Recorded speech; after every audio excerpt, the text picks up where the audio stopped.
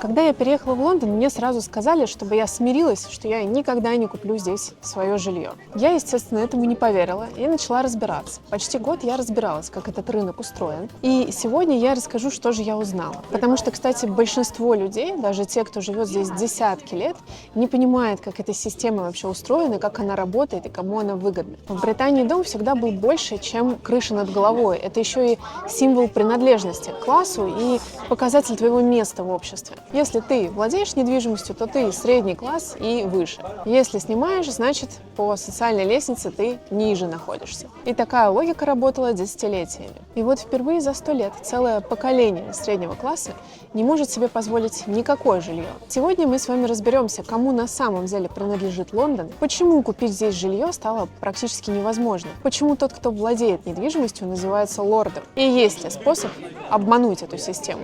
Один мой знакомый британец как-то пожаловался мне на интимную проблему. Он не может устроить свою личную жизнь, потому что ему просто некуда привезти девушку. Он живет в съемной квартире с 2 соседями, потому что откладывает на первый взнос на ипотеку. У него неплохая зарплата, и он, в принципе, может снимать отдельное жилье.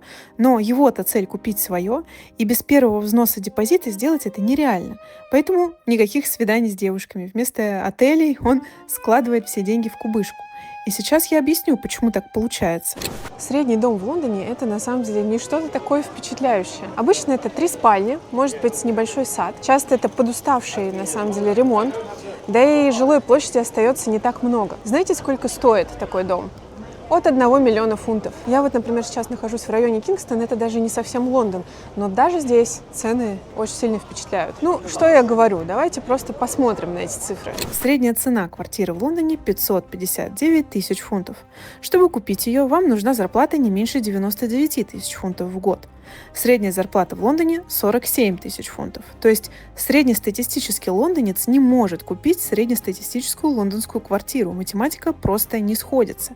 У меня было отдельное видео, где я считала стоимость жизни в Лондоне, если ужиматься и если не экономить. Оставлю его вам, если вам интересно. После оплаты аренды, еды и других базовых расходов у лондонца со средней зарплатой остается где-то 154 фунта в месяц. Если все это откладывать, то получится, что копить на первый взнос на квартиру нужно 30 лет.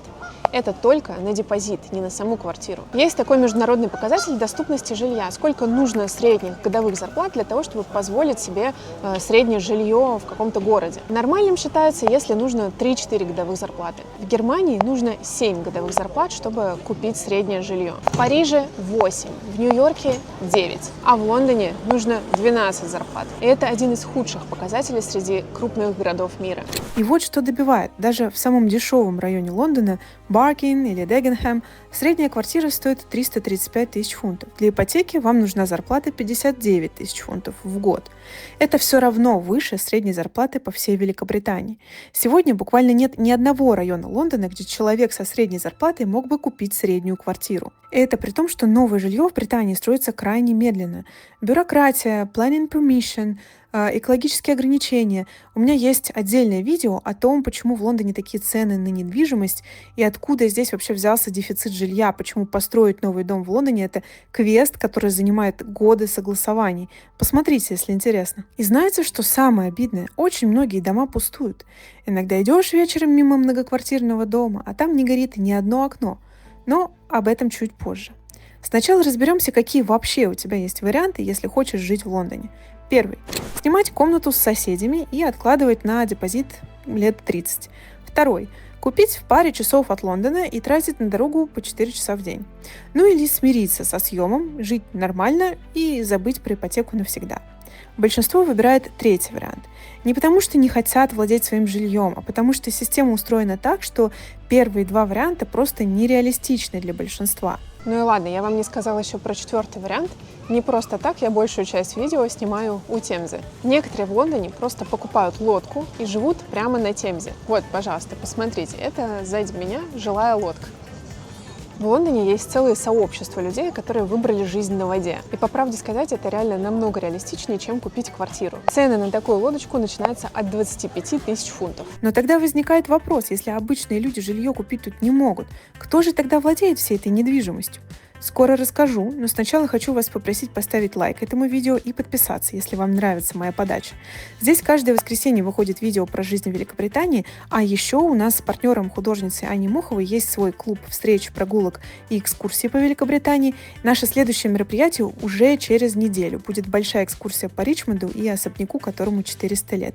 Все подробности оставлю в описании. Ну давайте с вами справедливости ради разберемся, а везде ли так плохо с жильем или это чисто британская, лондонская специфика. Если вкратце, тенденция это вообще-то глобальная. Как говорил Воланд, квартирный вопрос москвичей испортил.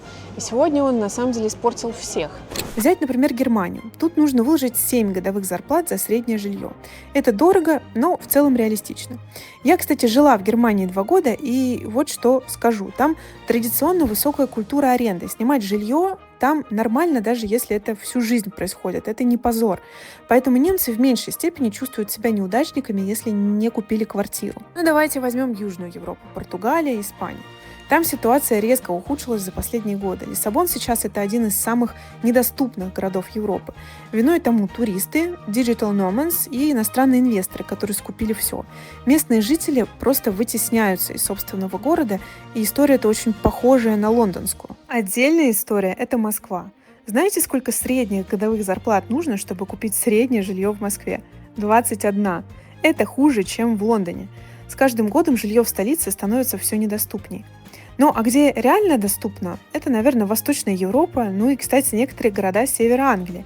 Например, в Абердине средняя квартира стоит 132 тысячи фунтов.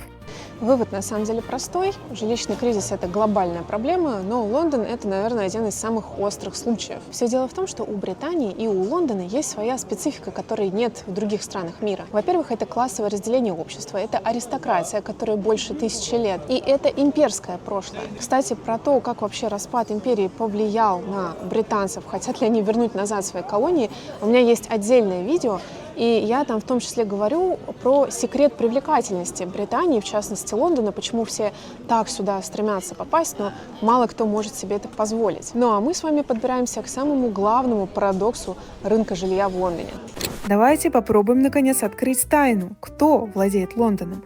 Но сначала важная деталь про саму систему. Надо сразу уточнить, что в Великобритании владеть квартирой или домом и владеть землей под ними – это совершенно разные вещи, которые часто не совпадают. В Британии существует два типа владения недвижимостью. Первый – freehold. Это когда ты владеешь и недвижимостью, и землей под ней навсегда. Это нам понятно. Но еще есть leasehold. Это когда ты владеешь квартирой или домом, но землю под ним ты берешь в аренду. Срок аренды обычно очень длительный, это 99-125 лет примерно. Когда срок аренды подходит к концу, квартира очень сильно дешевеет. Банки перестают давать ипотеку на такую квартиру. Ну и для того, чтобы даже, допустим, ее продать, тебе приходится продлевать аренду земли. Это может стоить от нескольких тысяч фунтов до десятков тысяч фунтов. Итого получается, что ты заплатил несколько миллионов фунтов за квартиру, а потом ты платишь еще и еще, чтобы оставаться в этой квартире или чтобы ее продать. Земля под ней никогда не будет твоей. Кстати, человек, которому ты платишь аренду, по-английски называется landlord, то есть земельный лорд. Вы платите аренду не просто хозяину земли или квартиры, вы платите настоящему лорду.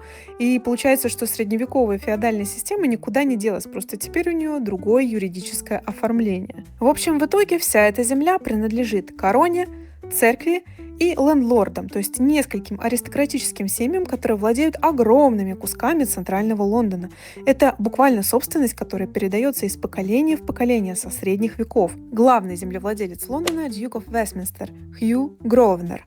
И вы не поверите, он потомок Александра Сергеевича Пушкина. Ему 35 лет, его состояние почти 10 миллиардов фунтов, его семья владеет 200 акрами Белгравии и 100 акрами Мейфэра, самых дорогих районов Лондона. Ну и, расслабьтесь, девочки, он женат. Через свою мать Хью является потомком не только российского поэта, но еще и императорского дома Романовых. Да, это сложно осознать, но вот так вот. Его мать Наталья – крестная мать принца Уильяма. Сам Хью – крестный отец принца Джорджа и принца Арчи. Крестным отцом самого Хью при рождении был Карл III, нынешний король, тогда еще принц Уэльский. Как же так повезло этому герцогу? Просто в далеком 1677 году его предок, сэр Томас Гровнер, женился на 12-летней Мэри Дэвис, и ее приданным был кусок болотистой земли к северу от Темзы. Сегодня эта земля как раз Мейфэр и Белгравия. Средняя ее цена — 21 тысяча фунтов за квадратный метр. В общем, мальчику Томасу просто повезло удачно жениться, и теперь его потомки живут на эти деньги уже 350 лет. Но знаете, в чем хитрость этой системы? Внутрь этого круга счастливчиков, по сути, никак не попасть. Когда вы покупаете квартиру в том же Мейфэре, вы покупаете ее, на самом деле, на 99 лет. Земля продолжает принадлежать какому-то герцогу. Вот так и получается, что пока вы копите на депозит 30 лет, какой-то счастливчик просто получил в наследство район Мейфэя. Когда я гуляю по Лондону и снимаю видео, я всегда думаю о том, что, конечно, хотелось бы свое жилье, свой дом.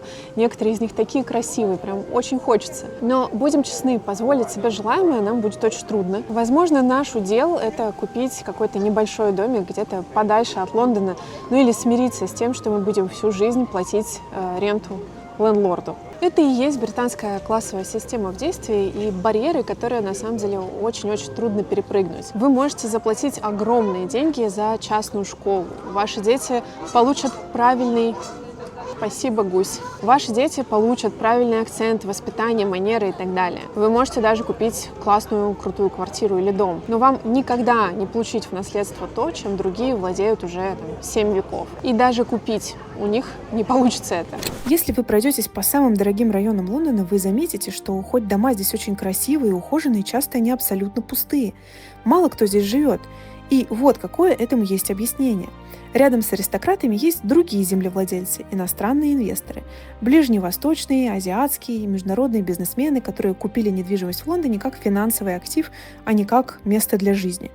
Я говорила с одним риэлтором и спросила ее, а почему они хотя бы не сдают эти квартиры, ведь они просто пустуют. И ответ меня ошеломил. Нужды в этом у них нет. Недвижимость в Лондоне все равно дорожает постоянно. Чтобы окупить свои вложения, нет необходимости сдавать. Даже обычный рост цен уже даст больше, чем многие ценные бумаги или депозиты. Поэтому многие шикарные дома и квартиры стоят пустыми. Иногда в целом огромном доме в каком-нибудь Насбридж не горит ни одного окна. Я вам, мне кажется, уже показывала в одном из видео дом в одном из самых престижных пригородов Лондона, Ричмонде. Окна там выходят на Темзу, этот вид защищен актом парламента. Если попробовать заглянуть в окна, вы увидите, что там даже мебели нет, квартиры просто пустуют. При этом стоят они где-то от 2 миллионов фунтов. То есть получается, что кто-то эти квартиры купил просто как инвестицию. Пока нам с вами нужно 30 лет копить на депозит. Вообще в Лондоне 93 тысячи пустых домов. И при этом одновременно 300 тысяч человек стоит в очереди на социальное жилье. Окей, мы с вами разобрались, что система в целом устроена против обычного человека. Но может быть хотя бы государство чем-то поможет и что-то сделает. Может есть какой-то из этой ситуации выход. Да, он в целом есть, но как обычно не без подвоха.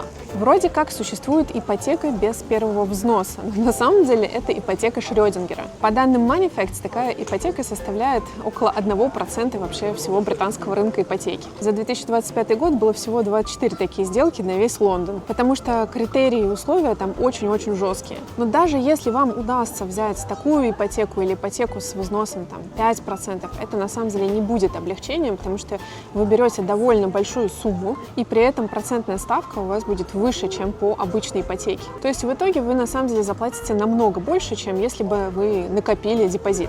Второй вариант — государственные схемы и субсидии. Ну, конечно, тут тоже не все гладко. Например, есть программа с депозитом в 5%, но у них тоже непростые условия. Есть программа First Homes. По ней первый покупатель может купить новостройку со скидкой 30-50% от рыночной цены. Но очередь огромная и предложение очень ограничено. Новостройки вообще нечастое явление в Лондоне. Есть еще приятный вариант, например, Lifetime ISA. Это когда государство добавляет 25% бонус к вашим сбережениям, максимум 1000 фунтов в год. Ну, то есть, если откладываете 4000 фунтов в год, получаете 5000. Но использовать их можно только для покупки первого жилья стоимостью до 450 тысяч фунтов. В Лондоне таких квартир почти нет. В общем, давайте посмотрим правде в глаза. Самый надежный способ стать обладателем недвижимости в Лондоне — это иметь родителей, которые уже купили недвижимость в Лондоне, ну или быть Хью Гровнером. Это и есть главный секрет британского рынка недвижимости, который никто не проговаривает вслух. Классовая система воспроизводит себя через недвижимость, то есть те, у кого она есть, передают детям, а те, у кого нет, вечно снимают. Ну что, мы, кажется, поняли, что все против нас. Аристократы владеют, значит, землей уже несколько веков. Иностранные инвесторы скупают квартиры и дома как инвестицию, а государственные схемы похожи на подорожник. Получается, что самый надежный способ купить жилье – это иметь богатых родителей. Но, может быть, есть какой-то другой способ выиграть эту игру? Честный ответ – да. И сейчас я расскажу свои личные выводы. Лайфхак первый. Покупать не в Лондоне, а в хорошеньких пригородах. Сейчас они активно развиваются. Из некоторых до центра Лондона час с небольшим езды. При этом жилье там доступнее. Ну а если работа удаленная или удаленная частично, это вообще прекрасный вариант. Второй вариант – shared ownership. Покупаешь долю квартиры, обычно это 25-75%, и платишь аренду за остальное. Депозит нужен только на твою долю. Это не идеально, конечно, но способ начать хоть с чего-то. Третий лайфхак и самый неожиданный. Просто смириться с тем, что ты будешь снимать. Иногда снимать, кстати, выгоднее, чем покупать, потому что в Лондоне ипотечный платеж часто выше, чем аренда той же самой квартиры. Если ты сам мобилен, аренда дает тебе свободу, которой на самом деле нет у владельца. Мы, например, снимаем жилье в классном районе Лондона, которое купить пока точно не можем. И да, мы платим за то, какие плюсы дает нам этот район: окружение, классные школы, инфраструктура, парки и так далее. Ну и последний лайфхак. По возможности зарабатывать больше. Британская система недвижимости не изменится быстро. Слишком много людей заинтересованы в том, чтобы она оставалась такой, какая она есть. Это аристократы, это инвесторы, это те, кому все-таки удалось купить недвижимость, и теперь они не хотят, чтобы она дешевела. Но понимать, как система работает, это уже большое преимущество, потому что это знание позволяет вам найти лазейки. Мой личный инсайт, такой скорее философский: перестать себе вообще ставить целью купить какую-то недвижимость в Лондоне. Ну, получится, значит, хорошо, нет, так нет. Потому что, на мой взгляд, качество жизни – это далеко не только квадратные метры в собственности. Расскажите в комментариях, как в ваших странах обстоят дела с жильем. Вы снимаете или все-таки вам удалось купить? И если вы снимаете, думаете ли вы о покупке? Мне будет очень интересно сравнить вашу ситуацию с лондонской. Ну и до новых видео. Пока!